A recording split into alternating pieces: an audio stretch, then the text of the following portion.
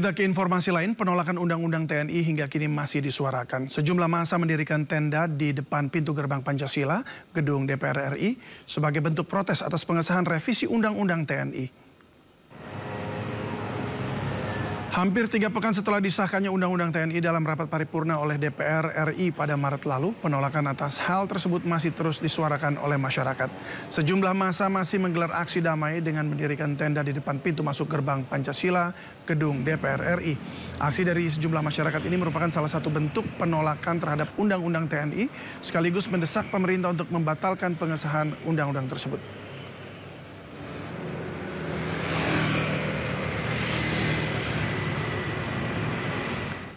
Aksi pengunjuk rasa di depan gedung DPR RI tegas menolak Undang-Undang TNI dan beberapa revisi undang-undang lainnya. Berikut laporan rekan Ahmad Muharlin dari gedung DPR RI Jakarta.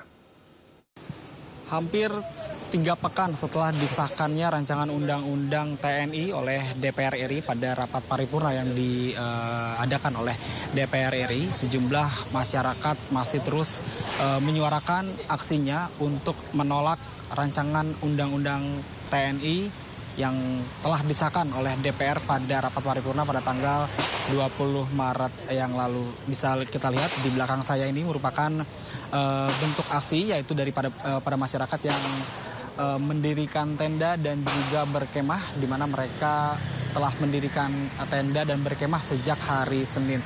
Hal ini sebagai bentuk penolakan dari rancangan Undang-Undang TNI yang disahkan oleh DPR RI pada beberapa waktu lalu. Dan pemirsa, untuk mengetahui seperti apa kegiatan dari para masyarakat di sini yang setelah beberapa hari berkemah begitu, sudah bersama saya perwakilan dari salah satu masyarakat yang menggelar aksi di depan gedung Pancasila DPR RI. Sudah ada Mas Al. Selamat siang, Mas Al. Selamat siang. Mas, bisa diceritakan nggak sih terkait dengan aksi ini, terus kemudian kegiatan apa saja yang dilakukan oleh teman-teman di sini? Oke, aksi sudah kita mulai dari hari Senin subuh ya, sampai hari ini kita masih tetap bertahan. Untuk kegiatannya apa saja? Di sini adalah tempat untuk warga bebas berekspresi. Salah satu contohnya sudah dilakukan dalam menyanyi, berorasi, ada teatrikal drama juga, sudah ada kegiatan-kegiatan seperti ikut tekan juga sebagai salah satu bentuk ekspresi kita. Poinnya sendiri aksi diselenggarakan untuk apa sih, Mas? Kalau untuk poinnya adalah kita ingin batalkan UU TNI yang sudah disahkan, lalu ada tolak RUU Polri dan juga ada tolak RUU penyiaran. Selain menggelar tenda dan juga menggelar beberapa aksi, apa saja yang dilakukan oleh teman-teman di sini? Seperti apa?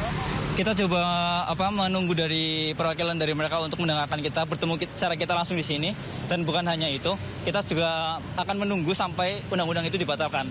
Jadi kita tidak akan bubar sampai undang-undang itu sudah dibatalkan. Rencana akan sampai kapan? Berarti akan sampai seterusnya? Sampai seterusnya, sampai mereka melaksanakan sidang untuk membatalkan undang-undang dari yang kita tuntut tersebut. Itu teman-teman di sini dari kalangan mana saja, Mas? Ada yang dari mahasiswa, ada yang dari karyawan sipil, jadi kita tidak terikat sama salah satu instansi, tapi ini kolektif untuk masyarakat. Chandra diperiksa KPK terkait kasus dugaan suap proses pergantian antara waktu anggota DPR RI 2019-2024 atas tersangka Harun Masiku dan Doni Tri Istiqomah. Usai diperiksa KPK, Joko mengaku tidak mengenal Harun Masiku dan membantah kabar pernah bertemu dengan Harun di Singapura. Ia mengaku tidak mengetahui keberadaan Harun yang kini tengah menjadi buronan KPK. Selain tidak mengenal Harun Masiku, Joko juga tidak mengenal Doni Tri Istiqomah yang merupakan orang kepercayaan Sekjen PD Perjuangan Hasto Kristianto. Pak, soal Harun Masiku sebenarnya di mana, Pak, kalau boleh tahu, Pak? Nggak tahu, saya nggak pernah tahu. Tapi tadi ditanya soal apa? Pak, soal Harun Masiku sebenarnya di mana, Pak, kalau boleh tahu, Pak? Nggak tahu, saya nggak pernah tahu. Tapi tadi ditanya soal kasus PAW apa aja, Pak? Tidak kenal. Jadi nggak kenapa? Masalah jalan, Pak. Tadi dari beberapa pertanyaan, Pak. Iya, masalah jalan, Pak. Tenang aja, Pak. Tenang aja, kita sambil jalan. Saya nggak kenal, Pak. Saya nggak kenal, Pak. Jadi saya nggak bisa jawab apa-apa. Ya kan?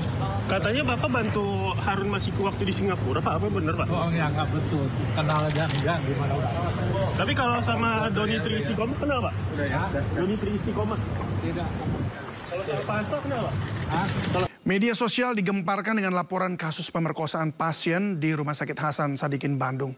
Peristiwa pemerkosaan tersebut diduga dilakukan dokter residen anestesi yang memberikan obat bius hingga membuat pasien tidak sadarkan diri.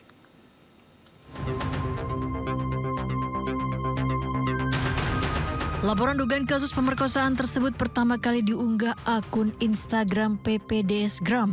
Dalam unggahannya diceritakan alur kejadian di mana seorang pasien laki-laki yang ditemani anak perempuannya tengah dirawat di ICU.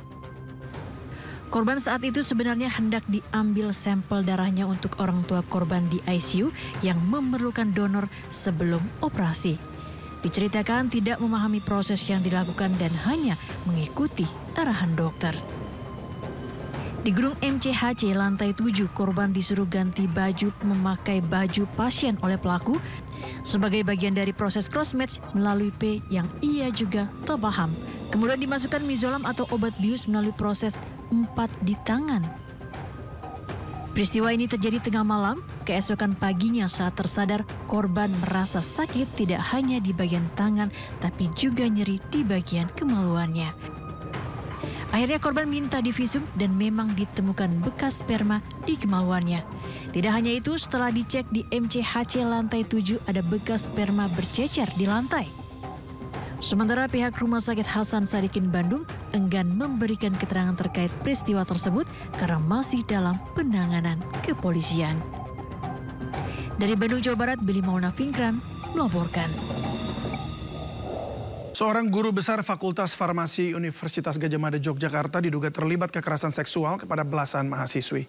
Modusnya dengan mengajak korban melakukan bimbingan tugas akhir di rumah sang dosen. Kasus dugaan kekerasan seksual yang melibatkan guru besar terjadi di Universitas Gadjah Mada, Yogyakarta. Pelaku diduga seorang guru besar berinisial EM dengan jumlah korban belasan mahasiswi. Kasus ini terjadi sejak akhir 2023 hingga pertengahan 2024. Modus pelaku dengan mengajak korban melakukan diskusi, bimbingan tugas akhir, hingga kegiatan lomba di rumah pelaku. Saat ini, pelaku sudah dipecat sebagai dosen. Pelaku juga tengah dalam proses pemecatan sebagai ASN dan guru besar. Dalam waktu 1-2 hari ini, pimpinan universitas akan mengeluarkan keputusan tim pemeriksa disiplin kepegawaian kepada proses. Dalam proses itu nanti akan diklarifikasi beberapa pelanggaran-pelanggaran yang dilakukan khususnya untuk disiplin kepegawaian. Setelah selesai pemeriksaan, hasilnya akan diserahkan ke rektor. Rektor akan bersurat kepada menteri. Keputusan akhir ada di kementerian. Saat ini, pihak universitas tengah fokus melakukan pendampingan kepada para korban karena sebagian mahasiswi belum lulus dari kampus. Dari Sleman, Yogyakarta, Heru Triyoko, iNews melaporkan.